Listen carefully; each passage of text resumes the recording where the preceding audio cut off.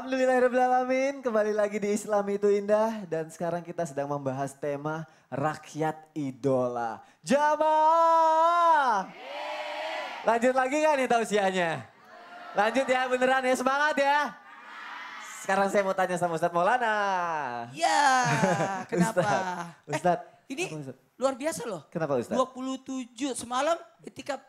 Iya, itikaf, Masya Allah. Malam 27 Rajab. Malam 27 Rajab. Ganjil ya Ustadz, malam-malam ganjil ya? Ganjil 27, 29. Masya Allah. Tinggal 2 kan, sekarang tinggal 1. Iya, besok. aduh, sedih deh harus berakhir Ustadz. Ya. Ustadz, ini aku mau nanya gini. Yang namanya Nabi pasti kan punya umatnya atau pengikutnya. Punya umat, semua nabi, gini. Ah. Ya gitulah. Ya kayak kita kan umat Nabi Muhammad SAW. Nah pertanyaannya nih, saya kepo banget nih. Ada nggak ya Nabi tapi yang nggak ada pengikutnya, itu benar nggak sih Ustadz? Mohon penjelasannya ya Ustadz. Ya.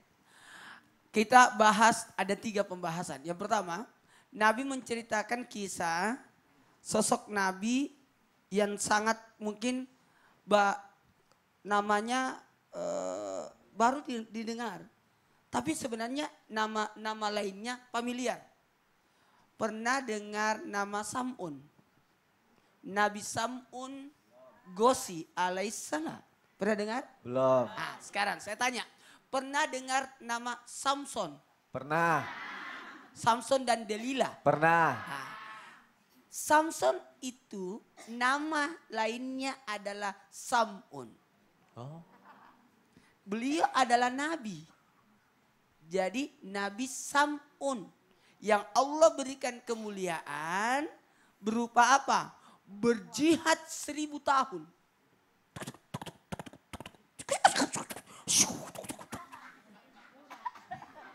Menegakkan agama Allah.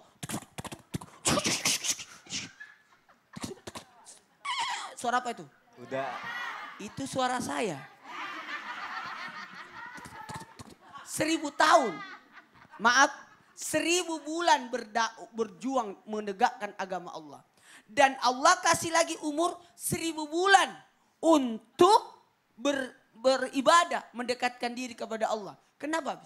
Sehingga para sahabat iri, ingin seperti itu. Makanya ini Lailatul Qadar, 1000 bulan. Maka Nabi berdoa untuk umatnya, diberikanlah malam 1000 bulan. Ya, ada mengatakan ini adalah asbabul nuzurnya, turunnya Lailatul Qadar. Mohon izin. Kenapa Sam'un? Sam'un punya kekuatan. Sampai musuh-musuhnya, bagaimana cara menaklukkan ini? Maka dibujuklah istrinya Sam'un untuk mengetahui apa rahasia di balik Sam'un. Diikat, jadi istrinya ngikat. Pakai apa? Rantai. Besok pagi bangun. Terbuka. Saking kuatnya Sam'un. Kata Sam'un, kalau kau ikat saya pakai apapun tidak akan bisa. Kecuali kau ikat aku dengan rambutku. Maka diikatlah pakai rambut. Sehingga Sam'un terikat sampai, maaf, ada riwayat mengatakan dicungkil matanya, dibutakan, diikat di antara 2 tiang. Sampai Sam'un minta kekuatannya dikembalikan, ada yang mengatakan kekuatannya dari rambutnya. Sehingga Nabi Sam'un menarik 2 tiang itu sampai matilah semua rakyat yang ada di situ. Jadi pada kumpul berpesta pora. Maka setelah itu diberi usia 1000 bulan untuk dekat diri kepada Allah setelah kejadian itu. Jadi 1000 bulan, 1000 bulan. Dan apa yang terjadi? Nabi tersenyum. Sahabat bertanya, kenapa Nabi tersenyum? Kata Nabi, pada saat nanti masuk ke surga, ada Nabi masuk ke surga. Semua Nabi masuk ke surga dengan umatnya. Tapi Nabi ini masuk ke surga sendirian. Tanpa ada umatnya, karena peristiwa itu mati semua umatnya di sana. Inilah mendasari sehingga Nabi tersenyum menceritakan kisah ini. Kenapa? Karena ada Nabi yang masuk sendiri tanpa umat. Yakni Nabi Sam'un. Sebenarnya banyak hikmah kita, banyak 124.000 Nabi. 124 Nabi. Banyak. Jadi banyak yang harus kita pelajari. 313 Rasul. 25 nabi dan rasul yang ada dalam Quran. Jadi sebenarnya banyak sekali yang kita bisa dapat Dan pembelajaran. pentingnya itu supaya kita bisa mendapat hikmah dari semua itu semua Iya, ya Ustaz? harusnya kita, Makanya kita harus tahu ya. Harus artinya menjadilah umat pilihan, rakyat yang nurut. Atiullah wa atiur rasul wa ulil amri minkum. Taatlah kepada Allah dan rasul dan taatlah kepada pemimpinmu. Masya Allah, jazakallah khair Ustaz. Jamaah! Kita lanjut lagi yuk tanya jawabnya. Yang mau tanya boleh angkat tangannya. Ada yang mau tanya? Ada? Ini sebelah sini udah, ibu mau nanya ya? Oke, silakan Bu. Silakan Ibu. Assalamualaikum warahmatullahi wabarakatuh. Warahmatullahi wabarakatuh. Perkenalkan, nama saya Siti dari Majelis Taklim Darusshawab Cidahu Kopo Serang. Mirip ya Ustaz ya? Silakan Ibu pertanyaannya. Ustadz mau bertanya, ada nggak sih doa ampuh agar kita tergolong sebagai umat Islam terbaik dan senantiasa diberikan kebaikan dan keberkahan di dunia dan di akhirat. Sekian, terima kasih. Masya Allah, Ibu bagus sekali Assalamualaikum pertanyaannya. warahmatullahi wabarakatuh. Waalaikumsalam warahmatullahi wabarakatuh. Terima kasih Ibu untuk pertanyaannya. Langsung dijawab sama guru kita, Ustadz Cecep. Silakan Ustadz. A'udzubillahi minasyaitonirrajim. Tolong diikuti sama-sama ibu-ibu.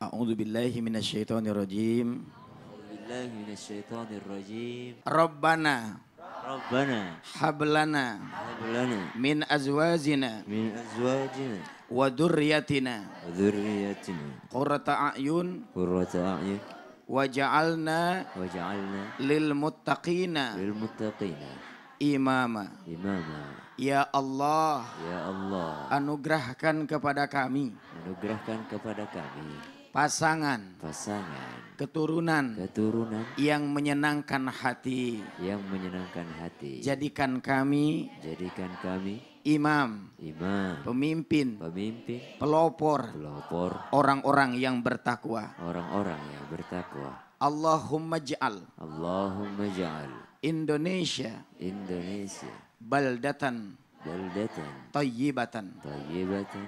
Ya Allah, jadikan Jadikan negara Indonesia negara Indonesia negara yang baik. negara yang baik. Amin. Amin. Nah, taraktu fikum amroin in tamassaktum bihima lan tadillu abada. Kitab Allah wa sunnat rasulih.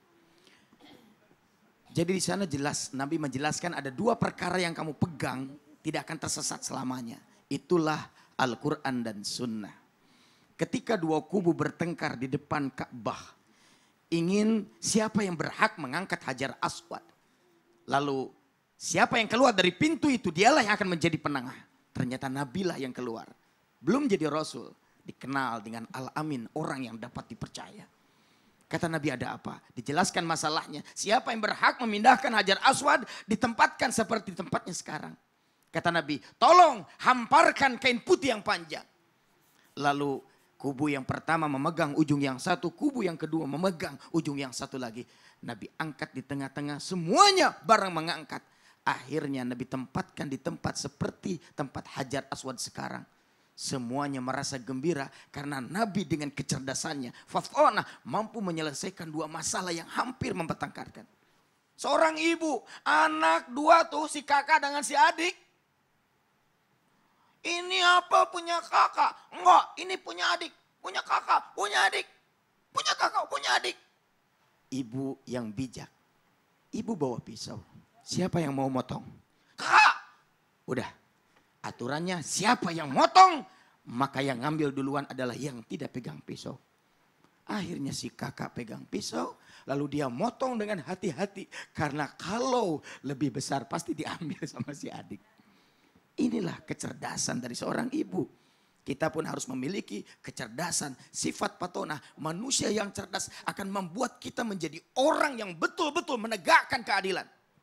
Sab'atun yudiluhumullah fi dilihi yawma la dilla illa dilu. Imamun adil. 7 golongan Allah akan berikan pertolongan. Diselamatkan Allah nanti di yaumul akhir ketika melewati jembatan Sirat. Di mana orang-orang yang tidak beriman berjatuhan masuk ke dalam neraka. Tapi ada satu golongan dari 7 golongan itu dinaungi awan. Kemana dia pergi dilindungi. Dialah pemimpin yang adil. Jadilah kita pemimpin yang adil. Siapapun kita, keadilan akan menyelamatkan, kezaliman akan mencelakakan. Masya Allah. Jazakallah khair Ustaz. Iya, dikira mau nanya udah ya.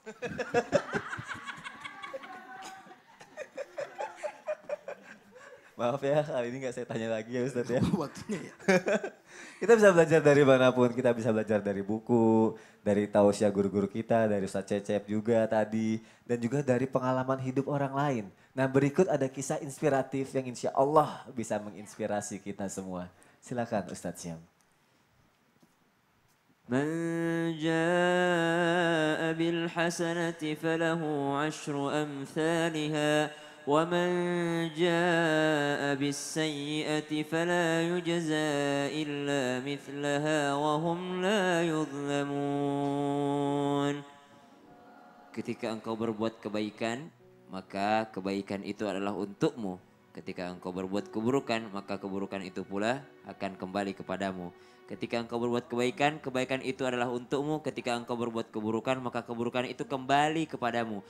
Perkataan ini, kalimat ini yang sering didengarkan oleh seorang wanita yang ditinggal pergi oleh anaknya berangkat untuk merantau. Wanita ini sehari-harinya adalah pekerjaannya membuat roti. Sebagian rotinya dijual, sebagian dimakan oleh keluarganya, dan sebagiannya lagi disedekahkan kepada orang lain. Setiap hari wanita ini membuat roti. Setiap hari setelah dia jual, dia berikan kepada keluarganya, kemudian dia sedekahkan kepada orang lain. Dia jual, dia berikan kepada keluarganya, kemudian dia sedekahkan kepada orang lain. Akan tetapi ada seorang kakek bungkuk yang kelihatan lemah, setiap hari mengambil roti tersebut dari depan rumahnya sang ibu tadi. Kakek ini berjalan dengan susah payah, ketika lewat di hadapan rumahnya dia ambil roti tersebut. Tapi setiap mengambil rotinya, kakek ini akan berkata sebuah kalimat. Keburukan yang kau lakukan adalah untuk dirimu, kebaikan yang kau lakukan adalah untuk dirimu. Bukannya mengucapkan terima kasih, akan tetapi kalimat ini saja yang berulang-ulang yang dia ucapkan. Keesokan harinya sang ibu tadi kembali menaruh roti di depan rumahnya. Lalu sang kakek yang bungkuk tadi kembali lewat. Dan bukannya alih-alih mengucapkan terima kasih, dia hanya mengucapkan keburukan yang kau lakukan untuk dirimu, kebaikan yang kau lakukan akan kembali kepadamu. Hingga pada hari ketiga, rasa kekesalan sudah memuncak dalam hati sang ibu tadi. Wah, ini nggak tahu berterima kasih banget orang ini nih. Udah dikasih roti, dikasih makanan, tapi bukannya mengucapkan terima kasih, malah mengucapkan kalimat-kalimat yang aneh seperti itu.